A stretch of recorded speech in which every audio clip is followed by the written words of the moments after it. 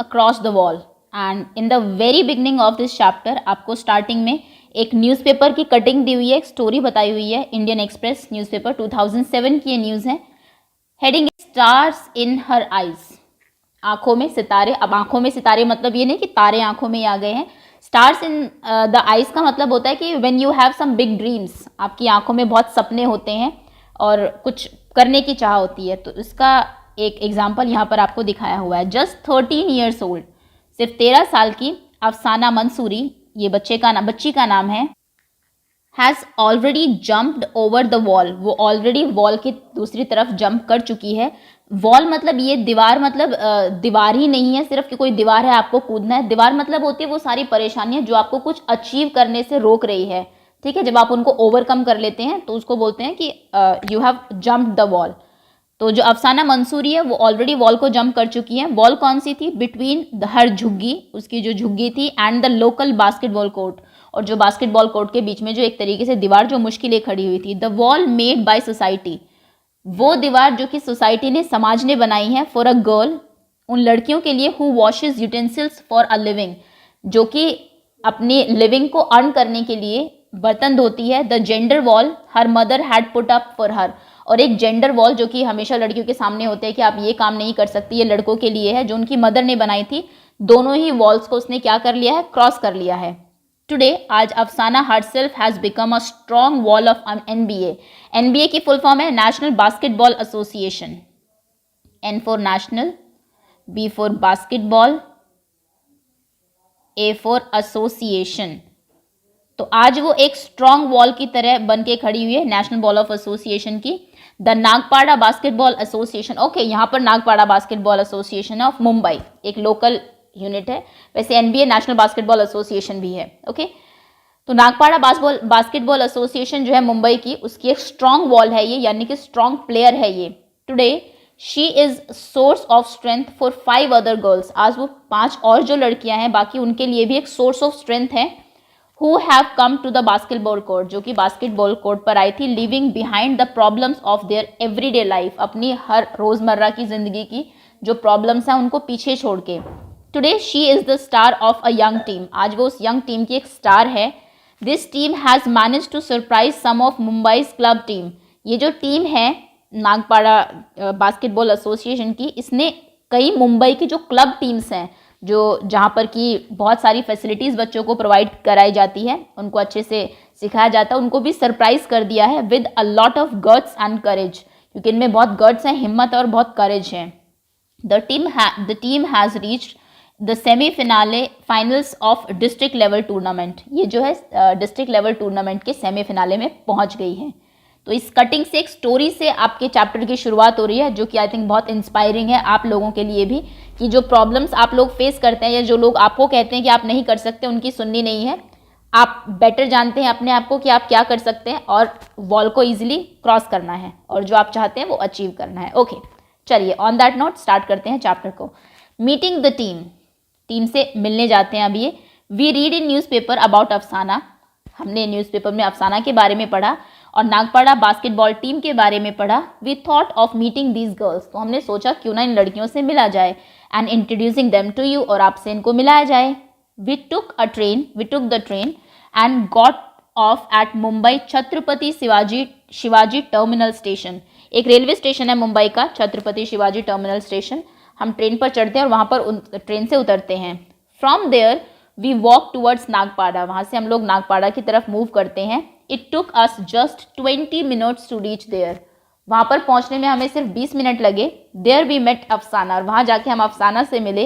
And the other girls of Nagpada basketball association, और बाकी जो लड़कियाँ थी एनबीए की, उनसे भी मिले।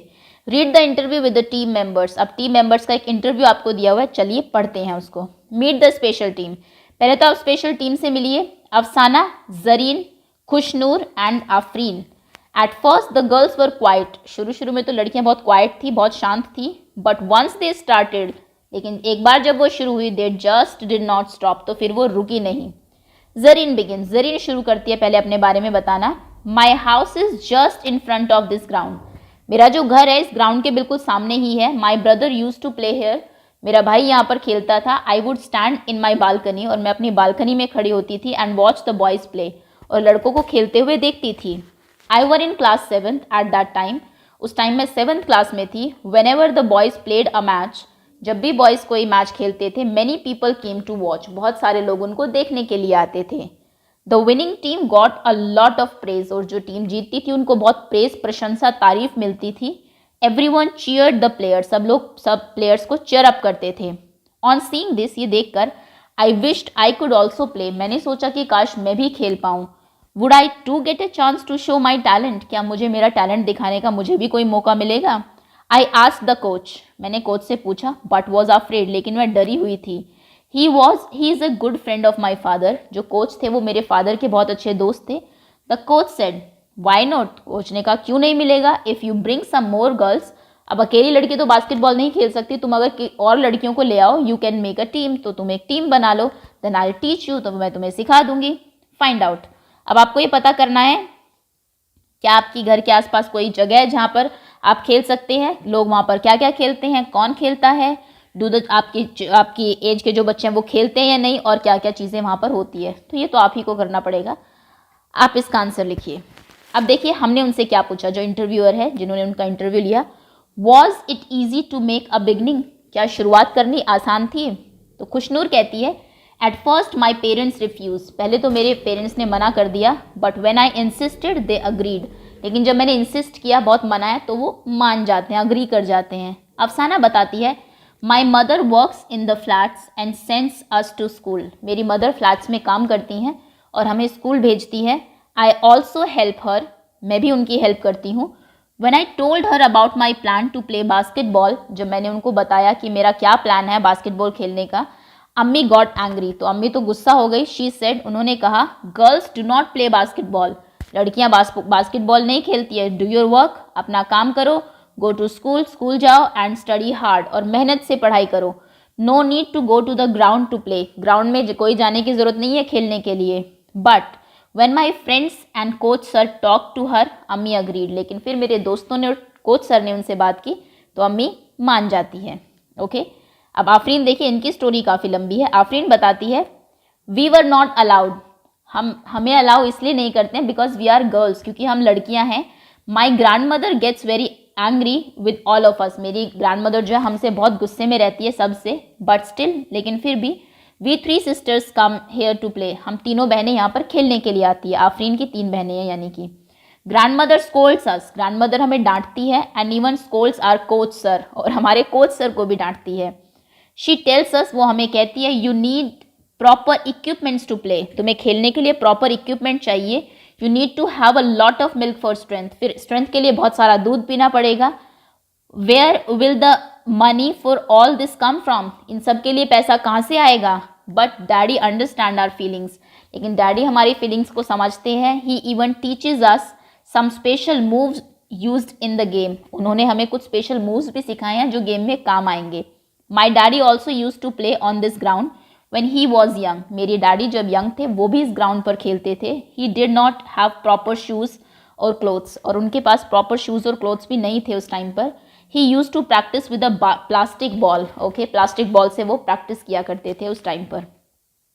Daddy tells us that Bachchu Khan was the coach when he use to play, तो डैडी बताते हैं कि जब वो खेलते थे तो उस टाइम बच्चू खान जो थे वो वहाँ के कोच थे। He saw my daddy playing once, उन्होंने एक बार उनके डैडी को खेलते हुए देखा। He realize that the boy played very well, तो उन्होंने देखा ये लड़का तो बहुत अच्छा खेलता है। And that he should be train properly, और इसको हमें अच्छे से ट्रेन करना चाहिए। He gave proper shoes and clothes to my daddy, उन्होंने मेरे डैडी को प्रॉपर शूज़ और क्लोथ्स दिए। My daddy could have become a very good player, मेरे डैडी एक बहुत अच्छे प्लेयर बन सकते थे। But because of his responsibilities at home, लेकिन घर पे क्योंकि उनके ऊपर बहुत सारी जिम्मेदारियां थी, he left the game and took up a job, उन्होंने गेम छोड़ दिया और कोई एक जॉब ले ली। So he wants us to play and become good player, इसलिए वो चाहते हैं कि अब हम खेलें और अच्छे प्लेयर्स बने। तो डैडी कहीं ना कहीं समझते हैं क्योंकि वो उस चीज़ से गुजर चुके हैं।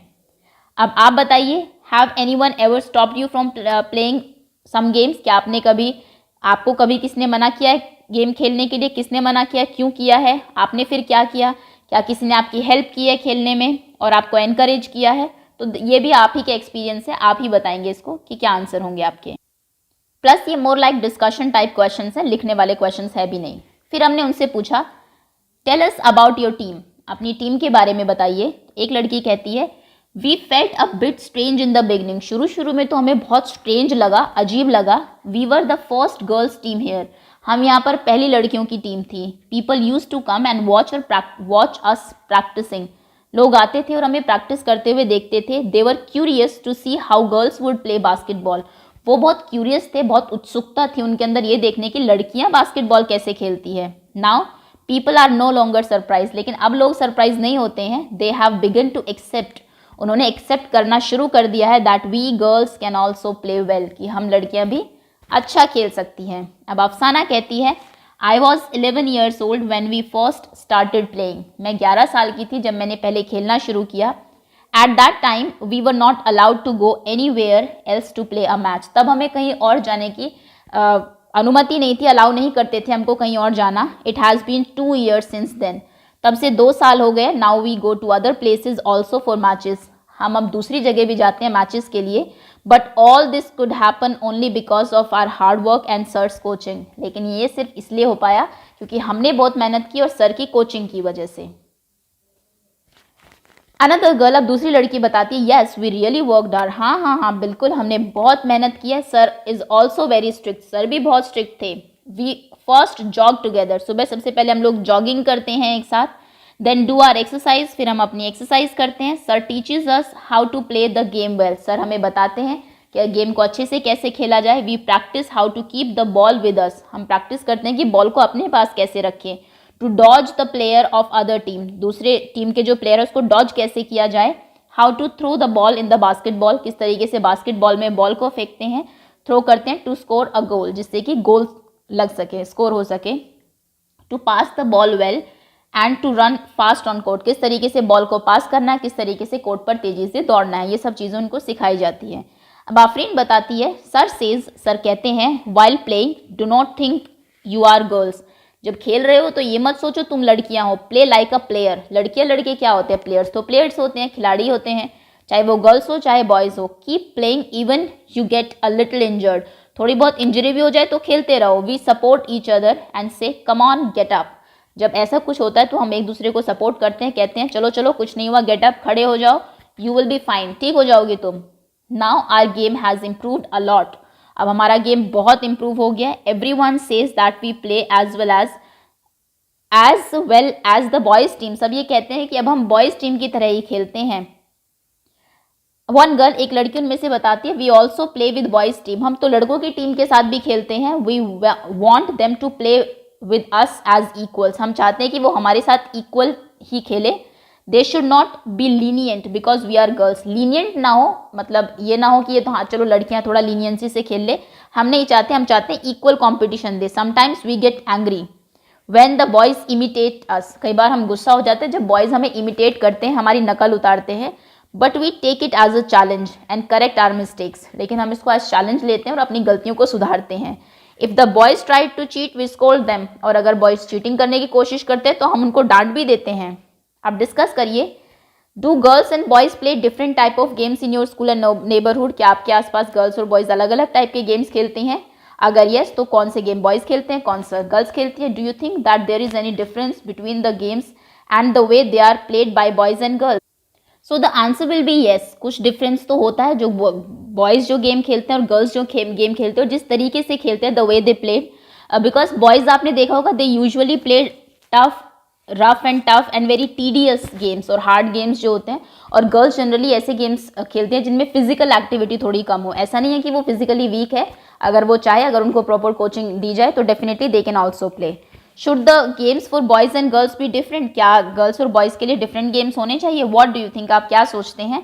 तो I think girls are also talented and hard working as boys, वो भी उनकी तरह ही हार्ड वर्किंग और टैलेंटेड है। They can play all the games, सभी गेम्स वो खेल सकते हैं which are played by the boys, जो बॉयज़ खेलते हैं। Thus there should not be much difference, ज़्यादा डिफरेंस नहीं होना चाहिए, गर्ल्स और बॉयज़ की गेम्स इक्वल हो सकते हैं। ओके कोई ऐसा गेम नहीं है जो सिर्फ बॉयज़ खेलते हो और गर्ल्स ना खेलती हो आज के टाइम में। सो अभी हम लोग इसी को करते हैं, बिकॉज 15 मिनट्स की वीडियो हो गई है। Rest of the chapter we will cover in second part of this video. So thank you so much and wait for next part to come.